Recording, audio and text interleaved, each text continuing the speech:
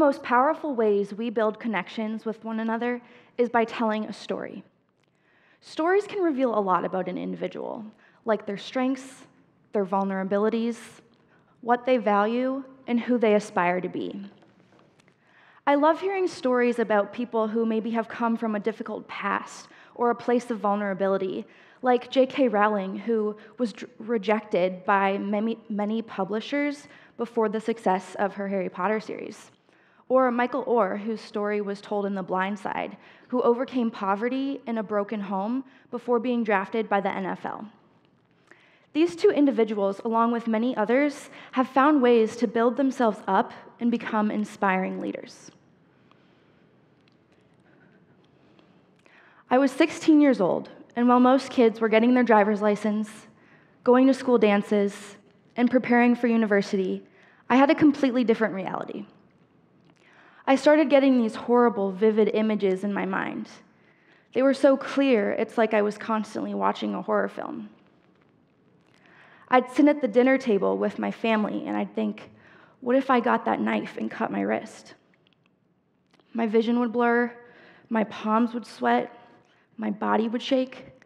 I needed to throw up.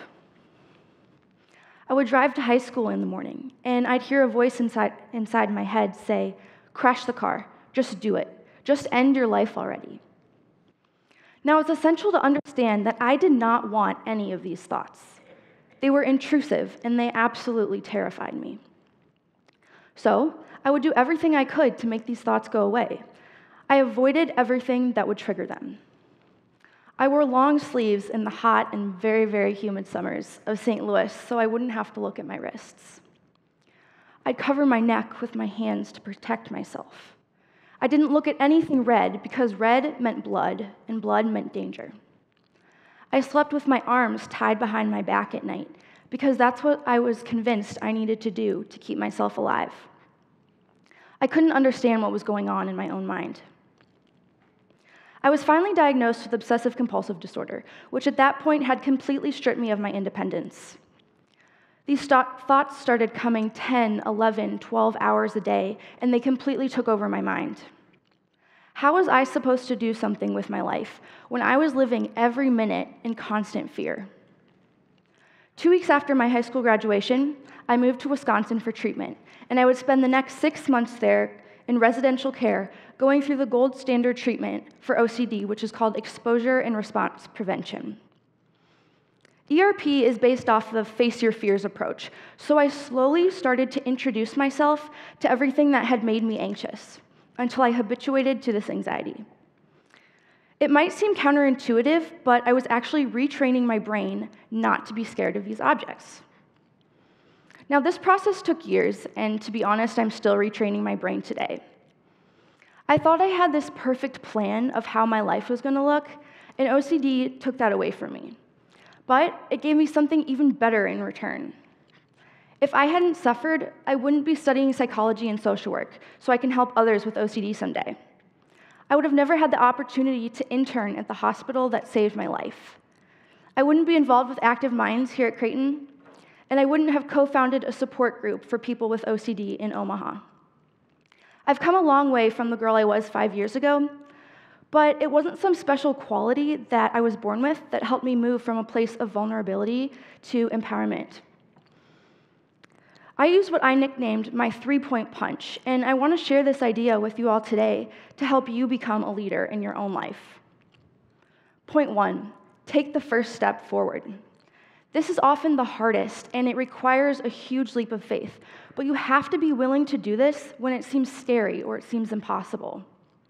I want you to think about something in your life that you've been avoiding or that you've always wanted to do, but you haven't because it seems too far out of reach. That's when you have to take that first step forward, because if we don't take the first step forward to lead, other people cannot follow in our example.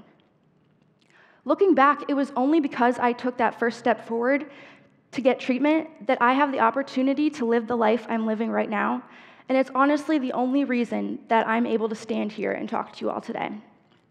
Taking the first step has made me a better leader because it's taught me that it's okay if I fail as long as I don't give up. It's taught me to be more empathetic to every person I meet because I truly don't know their story.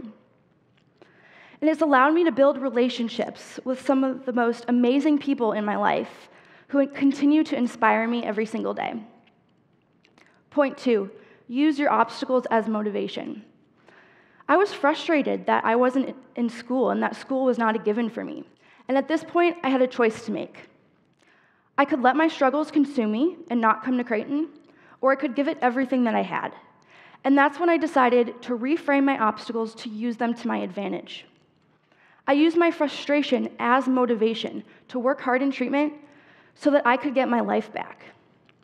Step 2 is a huge turning point because contrary to what we believe, our greatest strengths actually come from our most challenging obstacles.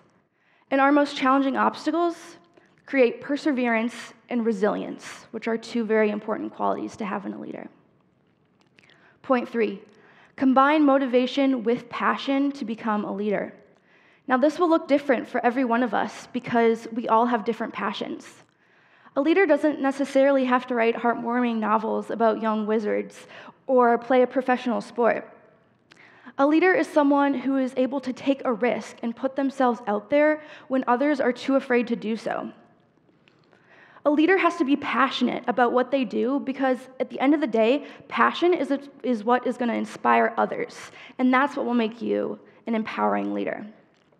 We all have obstacles, it's just part of being human, but we get to choose how we respond to them every day. Are you going to let your obstacles hold you back?